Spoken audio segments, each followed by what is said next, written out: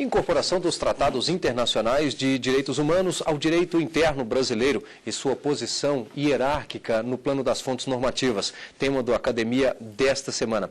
Eu gostaria aqui de passar a palavra ao Márcio Garcia, mais uma vez, tratar aí de assuntos, claro, referentes à dissertação do Marco Antônio. Gostaria de pegar o gancho aqui da colocação do professor Saul e também compartilhar com ele dessa preocupação. O Supremo Tribunal Federal, tendo visto o silêncio da Constituição, cabe no nosso ordenamento ao guardião da Constituição esclarecer onde as coisas se encontram e como a gente pode interpretar o texto. A meu sentir, a decisão foi um avanço, mas um avanço ainda, a meu perceber, parcial. O Supremo poderia ter voltado à jurisprudência que existiu desde sempre, até 1977, quando do famoso recurso extraordinário 80.004. Ou seja, até então, os tratados estavam acima das leis, eram supralegais e infraconstitucionais. Eu acho que poderia ter sido feita uma leitura ampla de todos os tratados nessa linha. Isso por quê?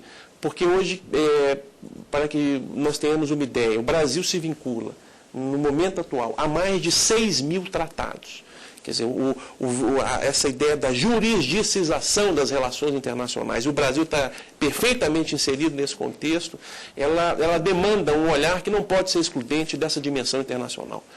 Mas o Supremo entendeu, então, que os tratados de direitos humanos são supralegais e infraconstitucionais. E aí vem o problema, por exemplo, da denúncia, né, do tratado, a questão da denunciabilidade, em que nós entendemos também, por uma praxe da República, que a denúncia é ato exclusivo do Poder Executivo.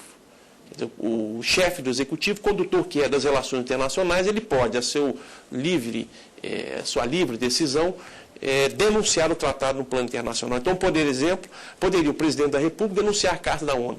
Poderia o presidente da República denunciar o Tratado de Marrakech, que cria a Organização Mundial do Comércio, pela sua voz. Isso, a meu sentido, no mínimo, seria, tendo em vista a hierarquia dos tratados, como foi mencionado aqui, ainda que com estatura legal, seria você oportunizar ao chefe do Executivo legislar negativamente, o que, a meu sentir, é algo, no mínimo, preocupante. Daí eu tenho insistido na questão da denúncia ao tratado, da necessidade ou não de oitiva do legislador do Congresso Nacional. E, por fim, quando o legislador fala, a Constituição, né, expressamente coloca que compete ao Congresso resolver definitivamente, o advérbio está colocado e é verdadeiro no único sentido, né, naquele sentido em que ele não aprova o tratado. Aí não há o que ser feito. Agora, quando ele aprova o tratado, ainda assim não é definitivamente, tendo em vista a nossa praxe, porque pode o Executivo não ratificar, não se vincular internacionalmente. Então, eu queria explorar um pouco com o Marco Antônio essa hipótese, quer dizer, não seria, tentando avançar e considerando que nós estamos aqui, entre aspas, numa academia e as reflexões são nessa linha, não seria interessante se a gente entendesse que o decreto legislativo, então, só o decreto legislativo, vendo a dicção da Constituição que diz resolver definitivamente, não poderia ser por aí que a gente encontrasse uma forma de internalizar dentro do princípio da publicidade e de ser o canal condutor daquele tratado no plano interno, né? Quer dizer, provavelmente a gente poderia resolver, ainda que não integralmente, mas parcialmente, essa questão, como, por exemplo, mencionado, do recente decreto que incorporou um tratado de direitos humanos que seguiu esse novo rito. No plano interno, e até minha posição no trabalho, eu entendo realmente que o decreto legislativo ele seria suficiente para autorizar a aplicação do tratado no âmbito interno. Ocorre que o Estado somente se vincula no âmbito internacional após a ratificação. E, para afirmar isso, eu parto de alguns dos fundamentos do trabalho que se aproximam um pouco mais daquela teoria dualista. Não a dualista extremada, que afirma a necessidade de aprovação de uma nova lei, além do tratado, porque aquele tratado, por ser ato de direito internacional, não tem aplicação. Isso, felizmente, está superado já há um bom tempo. Mas, com relação ao âmbito internacional, ainda em razão de uma interpretação sistemática do texto constitucional, toda essa tratativa, essa atribuição de representação da República Federativa do Brasil na ordem internacional ainda é do Executivo. ainda é do presidente da República ou seus acreditados, né, das pessoas enviadas em seu nome. Então, nesse sentido, com relação ao âmbito internacional, minha impressão é que haveria necessidade ainda da ratificação. Sim. E com toda a problemática decorrente também disso, porque é assentado, é consolidado de que o presidente da República não estaria obrigado a ratificar ainda que o Congresso Nacional tenha aprovado. Nesse sentido, a expressão resolver definitivamente tem um entendimento de que o Congresso Nacional resolve definitivamente apenas nas hipóteses de rejeição, porque aí não haveria a possibilidade do presidente da República ratificar o tratado no âmbito internacional. Agora, ratificado o tratado no âmbito internacional, realmente, a sua início de execução no âmbito interno, tendo em vista considerações acerca do parágrafo 3º, que traria mais próximo do equivalente à emenda constitucional, nesse aspecto seria desnecessário o decreto executivo interno. Bom, Marco Antônio, tem uma outra questão, e essa questão ela leva em consideração onde esse trabalho, local onde esse trabalho ele foi gerado, especialmente os professores que lhe deram amparo nessa produção acadêmica. Nós sabemos que há um debate que se desenha, especialmente na USP. O professor Manuel Gonçalves Ferreira Filho tem trabalho, já li artigos dele, entrevistas. O professor Elival da Silva Ramos também tratou dessa questão sensível, que é denominado ativismo do Supremo Tribunal Federal. Então, o meu questionamento é o questionamento que leva a você. Nós temos uma vontade expressa na Constituição em relação aos tratados internacionais, que é uma ação numa mão patrocinada pelo chefe de Estado, pelo Poder Executivo, e numa outra mão pelo Congresso Nacional. E nesse cenário surge, e o silêncio, o professor se referia da Constituição, às vezes tem um silêncio, e às vezes esse silêncio ele é eloquente, como dizia o professor Aliomar Balieiro. Nesse silêncio surge o Supremo Tribunal Federal, também entrando de uma forma poderosa no debate quanto a questões de tratados internacionais e, especialmente, questões focadas nos direitos humanos. Então, nós temos o Supremo a debater questões de asilo, temos o Supremo a debater questões de lei de anistia, temos o Supremo a debater questões sobre extradição. Então, nesse cenário, Marcos, nesse cenário do Supremo Tribunal Federal, Congresso Nacional com seu poder legislativo e poder executivo, o questionamento que trago a você é o questionamento se o Supremo Tribunal Federal ele faz bem quando ele avança nessa discussão de direitos humanos, como ele debate, quando ele delibera, quando ele leva para o seu plenário a discussão a respeito deste tema sensível, ou o tribunal ele atravessa indevidamente a Praça dos Três Poderes, ingressa numa discussão que deveria ficar entregue ao Poder Legislativo e ao Executivo. Então, o questionamento, portanto, é como você vê o papel do Supremo, enquanto guardião da Constituição, na concretização desses direitos humanos, que foram, como nós dissemos no questionamento passado, foram devidamente contemplados pela nossa Constituição. Como é que você vê esse debate? O meu posicionamento com relação ao Supremo Tribunal Federal como arena de discussão e de concretização dos direitos humanos é um pouco mais favorável a esse aspecto. Eu entendo que esse é um tema que se enquadra em um pano de fundo muito mais amplo, que diz respeito ao sistema democrático, a legitimidade dos órgãos estatais, e tradicionalmente apontava-se o judiciário como aquele poder do Estado que não gozava de legitimidade em razão de seus membros não ocuparem os seus postos por voto, ao contrário dos outros dois. Nós todos sabemos, isso é tranquilo de se enxergar. Acontece que essa é uma das maneiras de se enxergar esse pano de fundo maior. Porque se nós formos adentrar um pouco mais na questão e analisarmos a legitimidade democrática em razão, por exemplo, da proximidade daquele que exerce um poder público e o administrado e o cidadão, a minha impressão é que no Poder Judiciário essa proximidade é maior. E a quantidade de anseios sociais levados ao órgão, a esse poder estatal, é muito maior no judiciário. E a impressão que eu tenho é que bastaria uma pesquisa simples de campo e perguntar para as pessoas quantas vezes elas já ficaram frente a frente com um membro do executivo, um prefeito um pouco mais comum, mas o governador, o presidente da República, ou do legislativo, vereadores talvez um pouco mais corriqueiro, e quem é que já teve a oportunidade de levar seus anseios a um juiz? Até pela quantidade e a própria natureza do próprio exercício jurisdicional leva a isso. Agora, retomando, eu tenho a impressão que essa é uma outra maneira de se enxergar a legitimidade do Poder Judiciário. Porque o Poder Judiciário é aquele que dia a dia está presente com os anseios de todo e qualquer cidadão. Artigo 5º, inciso 35, traz lá o princípio da inafastabilidade.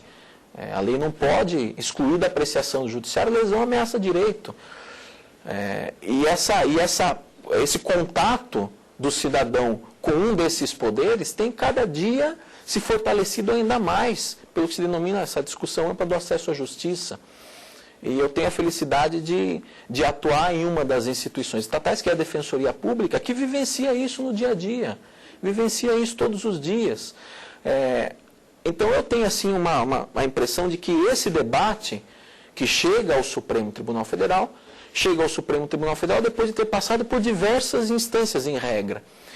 E todo esse caminho percorrido por essas questões que são anseios da vida das pessoas, particularmente falando, legitimam o judiciário a adentrar nesse tipo de assunto.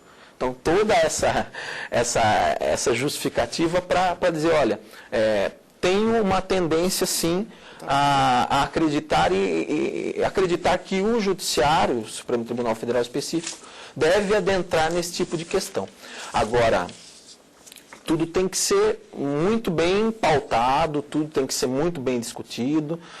Obviamente que se essa prática tem um aspecto muito positivo, obviamente que há limites para tanto. Há limites, inclusive, no próprio método de interpretação, o método clássico. Aqueles vários elementos que são levados em consideração, elemento gramatical, elemento teleológico, sistemático. Há limites à interpretação. E isso a doutrina trabalha muito bem. E nesse sentido, nós temos que nos preocupar, sim, com esse assunto, para, eventualmente, em uma questão ou outra, ser feita a crítica devida ao Supremo Tribunal Federal, da mesma maneira que também os aplausos merecidos, que também costumam acontecer. Márcio.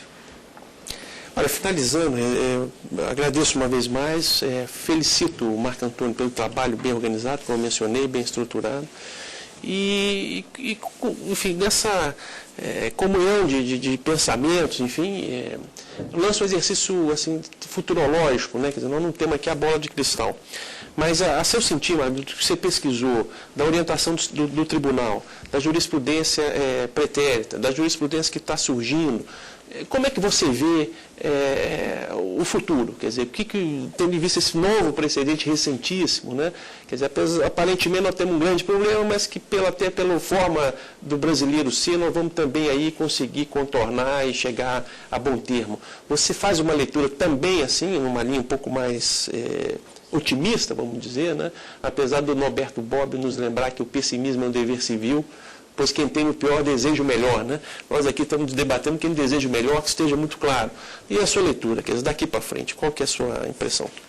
Com relação ao tema, no Supremo Tribunal Federal, a minha leitura, a impressão que eu tenho é que o posicionamento vai seguir a posição supralegal, e o que nesse momento resolve aparentemente a questão.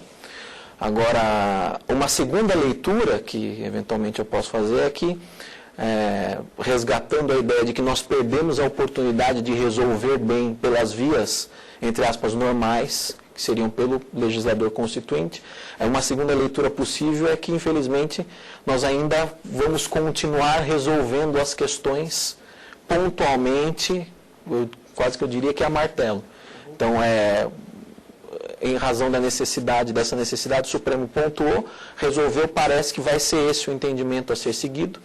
Agora, é uma pena que nós ainda tenhamos que continuar resolvendo questões de tamanha importância na nossa ordem jurídica nesse sentido. Concordando ou não concordando com a posição do Supremo, foi resolvida, vai ser resolvida nesses termos. Infelizmente, ainda temos que resolver dessa maneira. Né? Seria mais ou menos uma espécie de decidir as regras do jogo durante a partida. Exatamente. Saul. Bom, Rimark, ao final eu acho que meus questionamentos, o Marco Antônio, ele respondeu muito bem. Primeiro, um questionamento específico, uma recente decisão do Supremo, sua posição. E, segundo, um debate mais amplo, envolve notadamente questões de teoria política. O que eu faço é, na verdade, parabenizar o Marco Antônio pelo trabalho. Nós sabemos, nós que fizemos nossos trabalhos, que esse trabalho ele sempre parte de um esforço pessoal, algumas vezes dramático, que impõe renúncia à esposa, a filhos, viagem, deslocamentos. E então, quando você consegue essa vitória que o Marco Antônio conseguiu, realmente a academia, o universo acadêmico tem que homenagear, porque aí está explicitamente o mérito. Então, o que deixo aqui as minhas felicitações ao seu trabalho, aos professores que já mencionei, o professor Manuel Gonçalves, o professor Elival. Vi que nos seus agradecimentos não foram só eles, mas todos estão aqui, todo mundo que contribuiu, você fez justiça no seu trabalho. E deixo aqui a mensagem de que estou consciente, depois de ter lido, depois de ter debatido, com a presença do professor Márcio, aqui neste programa, no programa Academia, fico consciente de que seus alunos de Direito Constitucional estão em boas mãos, né, dentro desse debate, dentro do que você mostrou aqui, Marco Antônio. Parabéns. Agradeço mais uma vez, então, a produção, aos professores que aceitaram o convite, o Márcio, o Saul, fico muito contente. E, enfim, eu espero ter, dentro aqui das minhas limitações, ter contribuído aí para um debate maior do tema, que é um tema que eu reputo importante para o direito constitucional brasileiro. Bom, e chegamos ao final de mais um programa Academia, agradecendo, claro, a presença do professor Márcio Garcia, também do Saul Tourinho, bem como do Marco Antônio, que aqui apresentou brilhantemente o seu trabalho. E você, acadêmico que tem ideias novas, pode trazer o seu trabalho para ser debatido e apresentado aqui no programa Academia. Para participar é fácil, basta enviar um currículo com o título do seu trabalho para o endereço eletrônico academia@stf.jus.br. Você fica agora com o perfil de um dos mais importantes juristas brasileiros, Miguel Reale. Filósofo, jurista, educador e poeta, Miguel Reale foi um dos líderes e ideólogo do movimento de extrema-direita, conhecido como Ação Integralista Brasileira. Formou-se em Direito pela Universidade de São Paulo em 1934. Desde cedo teve participação ativa no jornalismo, na política e no ensino. A bibliografia fundamental de Miguel Reale compreende obras de filosofia, filosofia jurídica, teoria geral do direito e do Estado.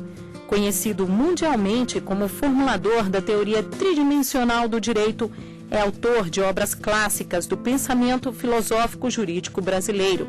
Secretário de Justiça do Estado de São Paulo e reitor da USP, Miguel Reale tornou-se doutor honoris causa das universidades de Gênova, Coimbra, Lisboa e das mais importantes universidades latino-americanas e brasileiras. A vida do direito é o diálogo da história. Obrigado e até o próximo programa.